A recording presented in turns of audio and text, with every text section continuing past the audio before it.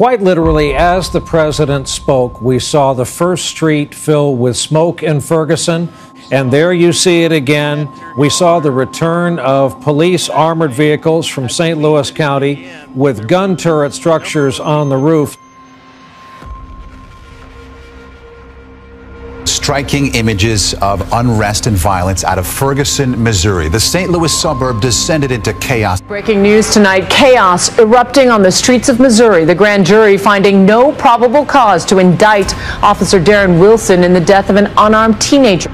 Just minutes after, protesters got violent, setting police cars on fire. They went pouring onto a highway, blocking traffic, police fighting them back with tear gas. Gunshots rang through the air just feet from the Ferguson police station. The FAA issued a no-fly zone for the entire St. Louis area. Protesters are chucking rocks and bottles at police cruisers. Stop throwing objects at the police immediately! And then setting them aflame. At least a dozen buildings turned to raging infernos, the National Guard marching in. Protests spread beyond Ferguson to cities across the country. Seattle police battled demonstrators to keep them from blocking Interstate 5. And look at this, protesters in Oakland jumped onto another busy interstate stopping cars. They continued demonstrating on city streets. In Chicago, after the grand jury announcement, hundreds of angry people gathered at a downtown area to protest. Hundreds more marched through the streets of New York City to Times Square. Hundreds, if not thousands of people. Police say northbound 55 is shut down right now because of this protest, and the protesters are being led by police. A man drove his car into a crowd of people. Chopper 5 and our crews witnessed the car hit a woman in the intersection in Minneapolis. You see it here. And this guy decided he don't want to wait. He decided to go ahead and test the crowd. The patience and peace that persisted throughout these protests was disturbed. Never ever seen that level of aggression.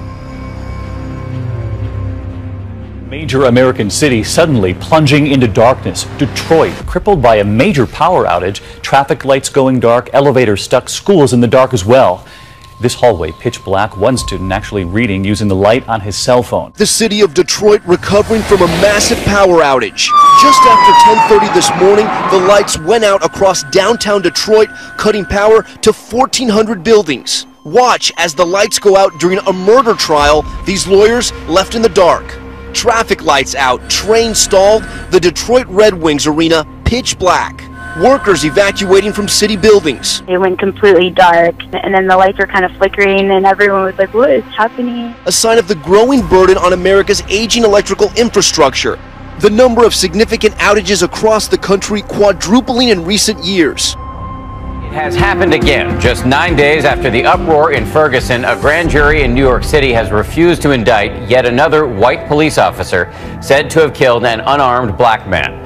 The incident, which involved an apparent chokehold, was captured on video and went viral. And tonight, protesters are in the streets. On the streets of Berkeley, California, the protests started peacefully but took a violent turn, with protesters throwing bricks, pipes, and smoke grenades. In Berkeley, California, a protest over that grand jury decision turned ugly. Demonstrators going on a rampage, some of them tossing smoke canisters back at riot police. Hundreds of people marching onto Interstate 80 in Berkeley, California, stopping drivers, backing up traffic for miles. It was a night of disruptions, but nothing like the violence Berkeley has seen in previous nights.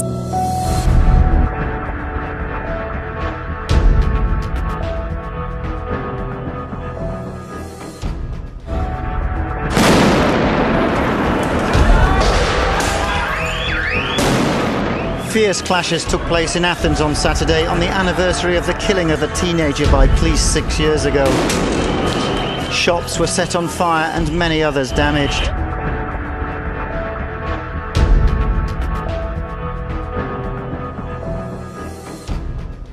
There's a giant asteroid flying towards Earth. Detected by a Russian robotic telescope, it's one of the largest and most dangerous space rocks approaching our planet's orbit. This new asteroid is an entirely different story. It's 20 times bigger, the size of a village, weighing millions of times more. For now called 2014 UR116. But the danger from asteroids is very real, and astronomers are increasingly keeping an eye out and thinking about what to do if they confirm a collision course. The next era in space exploration, a test flight of the Orion spacecraft took off and splashed down right on schedule. The spaceship is designed to transport future astronauts into deep space as far as Mars and beyond. It'll be ready to head into space, make its first trip around the moon in 2018. So what this all means is very simply, this is the project for the survival of the human race, the human species. Inferno in Los Angeles. Several huge fires in downtown early this morning lit up the night sky.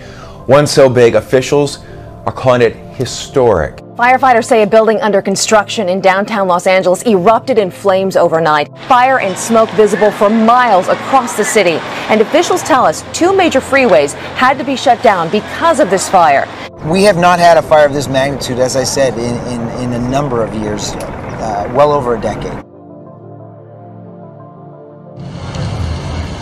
Dawn of the Dead. Downtown LA on fire.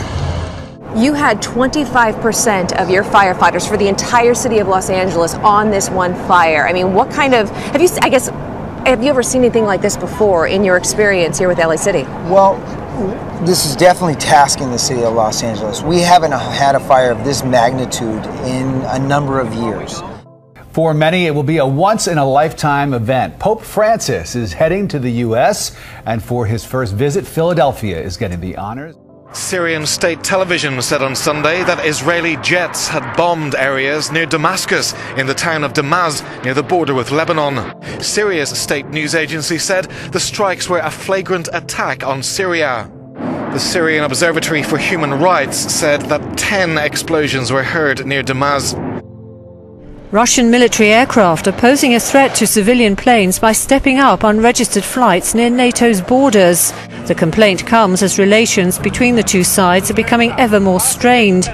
In an exchange of barbed communiques, Moscow has accused NATO of destabilizing Northern Europe and the Baltic by carrying out military drills.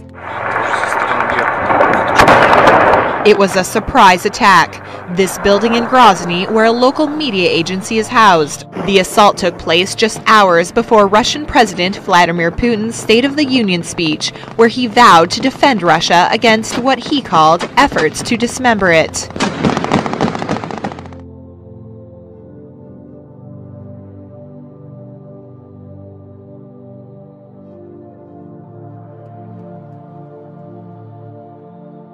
It's clearly a fight between good and evil. I think it's a generational fight. As I said to President Putin, I think this is a third world war by other means.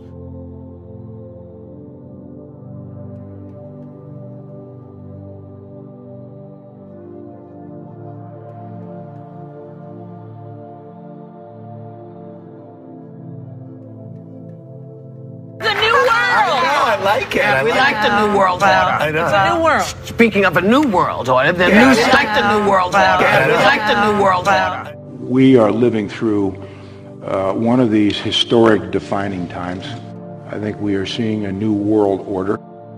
It's supposed to be a light show to promote a movie premiere, but instead it's incurred the wrath of the church and the wrath of the public too. The evil eye of Sauron from The Lord of the Rings was planned to loom large on one of Moscow's tallest skyscrapers. The idea was that this eye would be pitched on top of one of the towers in Moscow City, which is, the Moscow downtown. Things didn't quite work out that way. The group that was going to install the eye is a group called Zvechenia. So it seems to be 6 people involved in that. Unfortunately, because it was one of those stories that everybody wanted it so much to happen, triumphant evil flying over the heart of the Moscow financial district.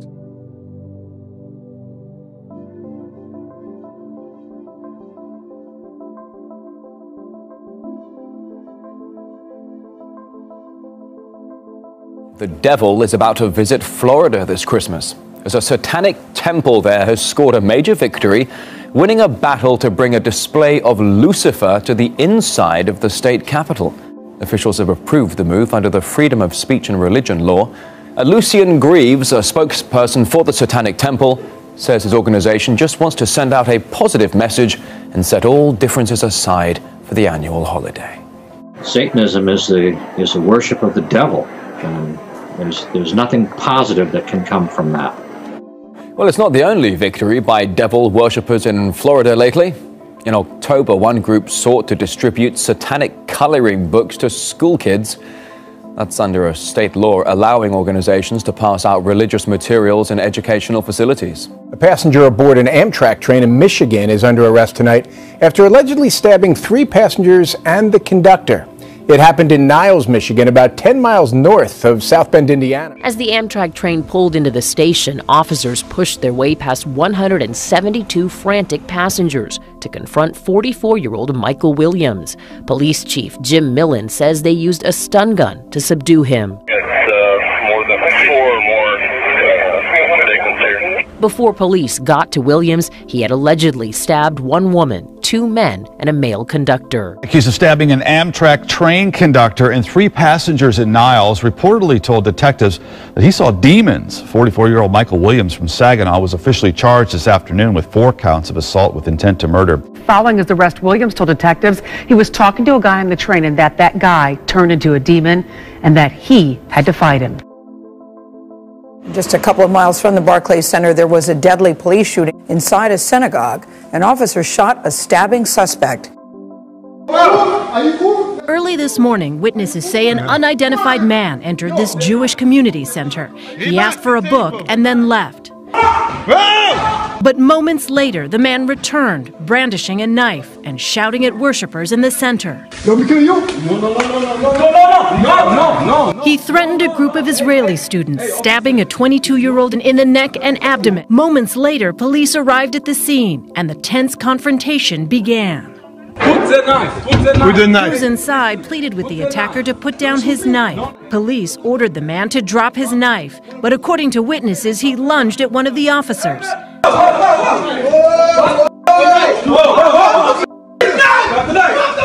Police opened fire, shooting the suspect in the torso.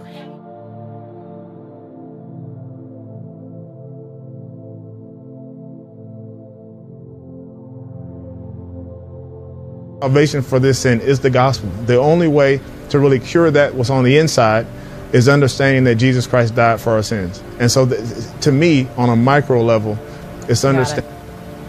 Oh, and just like that, we lost him. Well, it looks like Disney's frozen out God. When one little girl tried to post what she was thankful for on the DisneyChannel.com, she was blocked because of her reference to the Almighty. Apparently, Disney considers God's name a profanity. Well, Google wants to get rid of passwords. Instead of using typical methods for accessing your email or accounts, typical meaning typing in a password, Google Glass now wants to move into the future by using biometrics, including fingerprints and eye scans. Google has filed a patent for head-mounted displays that could scan a wearer's fingerprints, eyeballs, veins, and voice pattern. Then use the data to access a website on a computer or a mobile device. And all of this could be in place by 2015. You're going to be trusting a company like Google or potentially their competitors like Microsoft with a copy of your retina scan or of your fingerprint, and it's unclear exactly what they're going to potentially do with that information.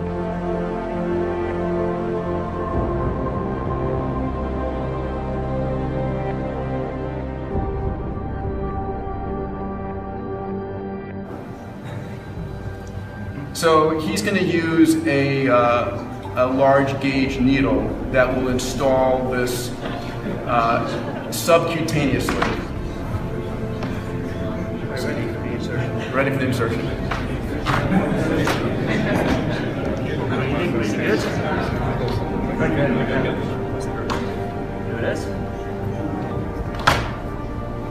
Okay, that's in.